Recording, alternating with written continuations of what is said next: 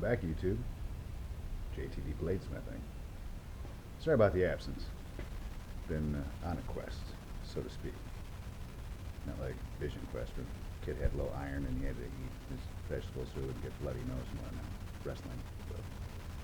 So, some of you might get that reference, some of you might not.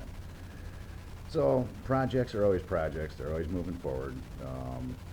I misplaced my camera in the garage because I have so many ongoing projects. I finally found it. That video is editing right now as we speak, but I have to keep moving forward on projects. So, projects. Not sure. Sorry about the lighting. Let me turn this way. Ah, there we go. Project. I need to borrow a tool.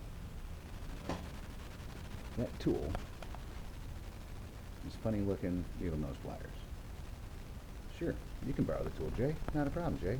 Just let me know if you can fix this.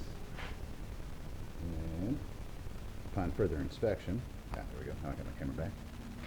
He must have been cranking on something hardcore, because when they're pinched together, you know how far bent out that thing is. Come on.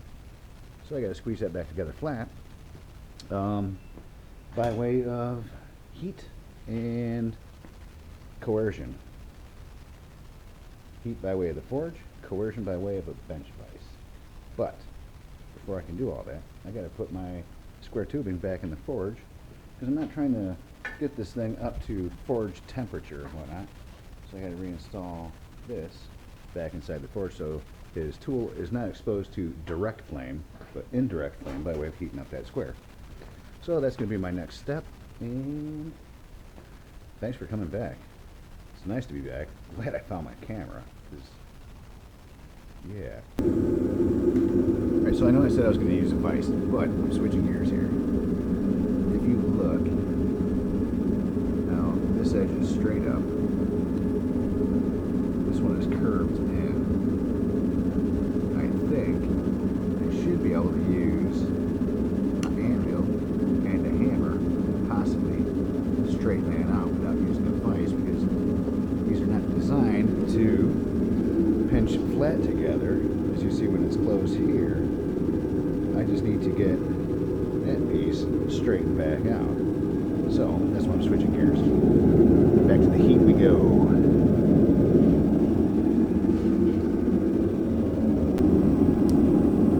What I've done in an attempt to not get everything boiling hot, I've set his needle nose pliers on the edge of the forge here, just exposing as little to the flame as I can to see if I can get him to heat up.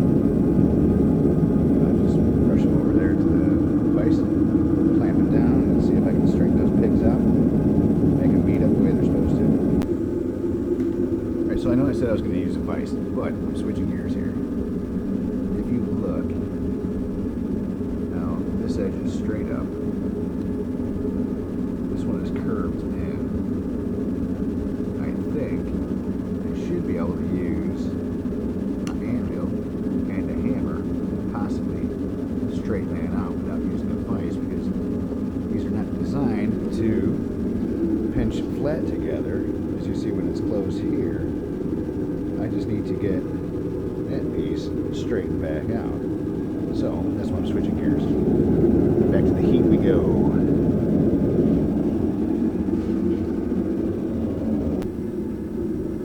Alright, Keith, don't worry about it.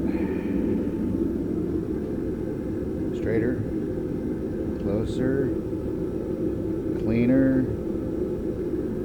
I'll clean off the vegetable oil from the quench, just so you know it's clean, but I'll wire wheel it for you too. Since I got the forge running, I might as well use my propane and get to the next step of heating and beating these bottom limiters in. Got to get that step done, so away we go. Okay, so at some point in time we're going to address lighting issues, whether it's shutting the garage door or getting better lighting. But here's what we have. All the bottle opener ends have been stamped. They've all been quenched. Wearing gloves because they're covered in vegetable oil. And what I'm going to do now is a skirt test with a file to make sure that they're actually hardened, and so that the file doesn't dig into the steel.